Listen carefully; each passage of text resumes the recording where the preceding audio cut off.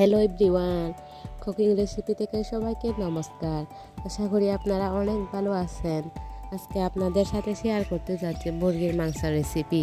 মূলত যাদের জাল তরকারি ইচ্ছা করে তাদের জন্য আজকের এই রেসিপিটা। মূলত মরিচ ভর্তাও বলা যাবে এই রেসিপিটাকে। কোনো ধরনের শাক সিদ্ধ অথবা কপি সিদ্ধের সাথে খাওয়াটা কিন্তু মজাই আলাদা। প্রথমে একটা পাতিলায় পরিমাণ মতো তেল নিয়েছি। অন্যদিকে রেডি করে রাখছি মরিচ বাটা, পেঁয়াজ বাটা এবং রসুন বাটা।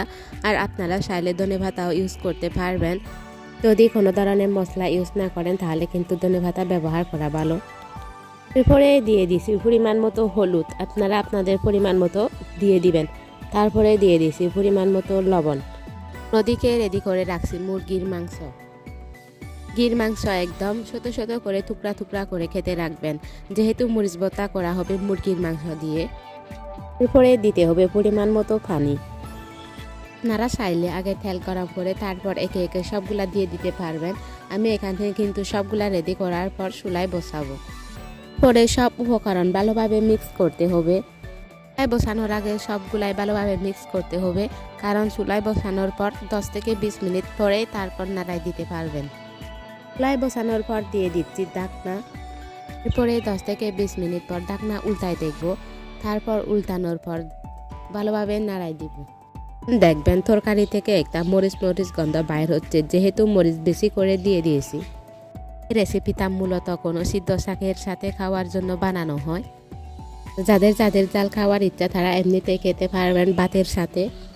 এখানে মরিচ বাটা কিন্তু আদা বাটা করে দিয়ে দিয়েছি। সবগুলা ভালোভাবে মিক্স হওয়ার জন্য আবারও বেটে দিব। মরিচ আর মাংস ভালোভাবে গুঁড়া না হলে কিন্তু শাক সিদ্ধের সাথে খেতে মজা লাগে না।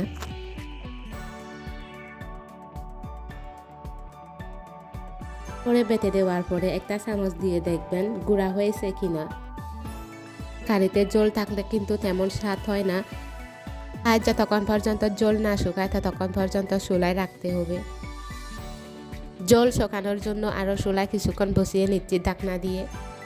এরপরে 5 থেকে 6 মিনিট পর ঢাকনা উল্টায় দেখবেন জল শুকায় গেছে এবং একটা চামচ দিয়ে নাড়াই দিবেন যাতে পুড়ে না যায়। তবে হয়ে যাবে শাক সিদ্ধের সাথে খাওয়ার জন্য মজার একটা মরিচ ভর্তা। এরকম করে শাক সিদ্ধের সাথে একবার হলেও ট্রাই করে দেখবেন। তবে প্রতিদিন নতুন নতুন রেসিপি পেতে আমার চ্যানেলটিকে সাবস্ক্রাইব করে রাখবেন। সবাইকে ধন্যবাদ।